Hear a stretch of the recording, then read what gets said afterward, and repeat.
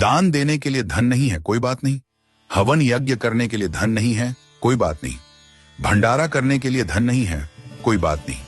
किसी भूखे को खाना खिलाने के लिए धन नहीं है, कोई बात नहीं। लेकिन जो मैं आपको बता रहा हूं, यदि आपने यह कर लिया तो ईश्वर आपसे प्रसन्न हो जाएंगे।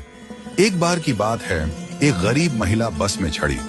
उसके कपड़े पुराने और फटे हुए थे, बाल बिखरे हुए थे और शरीर से वह कमजोर लग रही थी। जैसे ही उसे बस में सीट मिली, वह चुपचाप जाकर बैठ गई।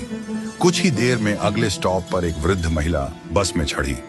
उस गरीब महिला ने बिना देर की अपनी सीट उस वृद्ध महिला को दे दी और खुद खड़ी हो गई। जब वृद्ध महिला अपने स्टॉप पर उतरी तो वह वापस अपनी सीट पर बैठ गई।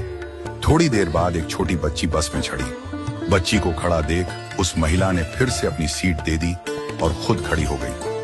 बच्ची का स्टॉप आने पर वह वापस अपनी सीट पर बैठ गई। इसके बाद एक गर्भवती महिला आई। इस बार भी गरीब महिला ने बिना सोचे समझे अपनी सीट दे दी और खड़ी रही। गर्भवती महिला के उतरने पर वह फिर से अपनी सीट पर बैठ गई। थोड़ी देर बाद एक सामान्य महिला बस में चढ़ी। वह न वृद्ध थी, न बच्ची, न गर्भवती, पूरी तरह स्वस्थ लग रही थी। फिर भी गरीब महिला ने अपनी सीट छोड़ दी और उस महिला को बैठा दिया। यह सब देखकर बस में बैठी एक अन्य महिला, जो एक अध्यापिका थी, बहुत आश्चर्यचकित हुई। उसने सोचा, वृद्ध महिला, बच्ची और गर्भवती महिला के लिए सीट छोड़ना समझ में आता है, लेकिन एक सामान्य महिला के लिए बार बार सीट छोड़ने का क्या कारण हो सकता है? जब बस अपने आखिरी स्टॉप पर पहुंची तो अध्यापिका ने गरीब महिला से पूछा, बहन, मैंने देखा कि आप बार बार अपनी सीट दूसरों को दे देती हैं। आपका भी उतना ही हक है सीट पर बैठने का, फिर आप क्यों खड़ी हो जाती हैं? गरीब महिला मुस्कुराई और बोली, मैडम, मैं दूसरों के घरों में बर्तन साफ करती हूँ, खाना बनाती हूँ, झाड़ू पोछा करती हूँ। मेरे पास अधिक धन नहीं है कि मैं किसी को दान दे सकूं, भंडारा कर सकूं, हवन यज्ञ कर सकूं या किसी भूखे को भोजन करवा सकूं।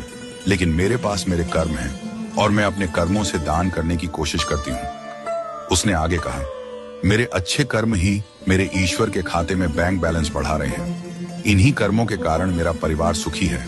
मेरे बच्चे पढ़ाई करते हैं, मेरा पति मेहनती और समझदार है। हमारे पास बहुत अधिक नहीं है, पर जो है उसमें हम खुश हैं।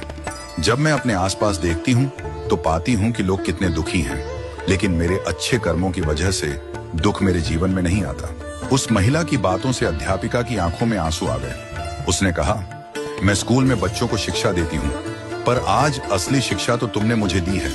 आज से तुम मेरी शिक्षिका हो। तुम्हारा बहुत बहुत धन्यवाद। इस कहानी से हमें यह सीख मिलती है कि सेवा के लिए धन की आवश्यकता नहीं होती।